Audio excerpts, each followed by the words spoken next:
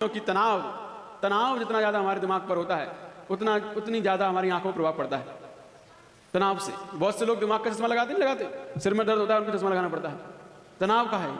तो जहाँ पर नेत्रों में पीड़ा आती है तो वो हमारे दिमाग की सोच से आती है, और जब हम भगवान का दर्शन कर लेते हैं, साक्षात उनको निहार लेते हैं, तो हमारे अंतरंग में वो सम्यक दर्शन पैदा हो जाता है, जिस सम्यक दर्शन से हमारे सारे के सारे तनाव, सारे के सारे विकल्प सब दूर हो जाते हैं। ऐसा सम्यक कब आता है? जब हम भगवान को निहारते हैं तब। तो नेत्रों की पीड़ा, ये नेत्र हमारे जीवन का बहुत बड़ा उपहार है। यदि ये ना हो तो हमारी जिंदगी पूरी क्या है? ब्लैक, अंधकार है। अब इन नेत्रों को सुचारू रूप से हम सही तरीके से इस्तेमाल कर सकें, उसके लिए क्या उपाय है कि नेत्रों में कोई पीड़ा ना आए। पीड़ा आ गई है, चश्मा लग गया है तो चश्मा उतर जाए। क्या उपाय है इसके? कई ऐसे घरेलू उपचार हैं जिन घरेलू उपचारों करके हम इन आंखों से चश्मा उतार सकते हैं योगिक पद्धति से। क्योंकि कुछ ऐसी योगियों की पद्धतियां हैं, क्योंकि योगी लोग चश्मा पहले कहाँ चलते चश्मा, अब उनकी आंखें खराब ना हो क्या करते थे? कुछ उपाय अपनाते थे, कुछ एक्सरसाइज भी होती हैं, कुछ तरीके होते हैं, इनको करने से आंखों की जो चश्मा लग गया है, कमजोरी आ गई है, वो दूर हो जाती है। जैसे सुबह उठ के जो लोग सबसे पहले सुबह उठ के मुंह धोते हैं, तो मुंह धोने पर उन्हें अपने मुख में पानी भर लेना चाहिए। क्या? मुंह में पानी भर लेना चाहिए, ऐसे फूल जाना चाहिए मुंह में पानी भर के फिर उस पानी के छींटे 10-15 बार इन आंखों में जोर से लगाने चाहिए, छींटे से जोर से पानी से। ऐसा करने से चश्मा उतर जाता है। जो लोग सुबह उठकर मुंह में पानी भर के फिर आंखों को धोते हैं, उससे क्या होता है? क्योंकि आंखों का संबंध दांतों से है। दांत कमजोर होते हैं तो आंख भी कमजोर होने लगती है। दांत टूटने पर आंख से भी दिखाई देना कम हो जाता है। जैसे जैसे बूढ़े होते जाते हैं, दांत टूटते जाते हैं और आंखें भी कमजोर पड़ती जाती हैं। तो दांतों का संबंध आंखों से होता है।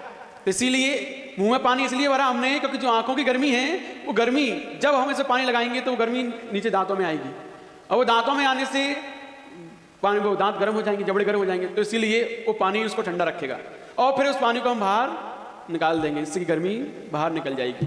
तो ऐसा करने से मुंह में पानी भर के 10-15 बार आंखों में छींटे मारें, आंखों का चश्मा उतर जाएगा रोज।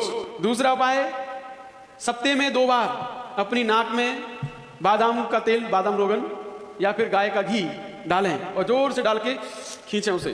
तो उससे क्या होगा? आपके यहाँ तक वो तेल पहुँचेगा, घी पहुँचेगा, उससे आपके जो मस्तिष्क की तंत्रिकाएं हैं उनमें बहुत अच्छा परिवर्तन आएगा, आंखों में सुधार होगा। तीसरा, पैरों के तलवों में घी से मालिश करने से। जो लोग पैरों के तलवों में घी से मालिश करते हैं रोज, उनकी आंखों में चश्मा कम लगता है। इसीलिए पैरों के तलवों में मालिश की जाती है मुनराजों की, जिससे कि आंखों में दिक्कत ना हो। तो इसलिए गाय के घी से मालिश करना है, गाय का घी नाक में डालने से फायदा मिलेगा। तो ये सब आंखों की रोशनी बढ़ाने के तरीके हैं। और एक तरीका ये है, जो योगियों द्वारा अपनाया जाता है, वो है प्राण मुद्रा। हम कई बार बता चुके हैं। इन लास्ट की 2 उंगली, चुंगली और इसके बगल वाली, इन दोनों को ऐसे मिलाकर अंगूठे से इस तरीके से, इसे प्राण मुद्रा बोलते हैं। इस प्राण मुद्रा में बैठ जाइए, आंखों से एक बिंदु को निहारिए और देखिए। ऐसा त्राटक करने से और इस मुद्रा के साथ करने से आंखों की रोशनी बढ़ती है। हाँ, ये प्राण मुद्रा के साथ नेत्र ज्योति में बहुत ही तीव्रता के साथ विकास होता है। तो ये 4-5 तरीके यदि अपने जीवन में अपनाएंगे तो नेत्रों की जो पीड़ाएं हैं वो सब दूर हो जाएंगी, आंखों का चश्मा उतर जाएगा लगा हुआ।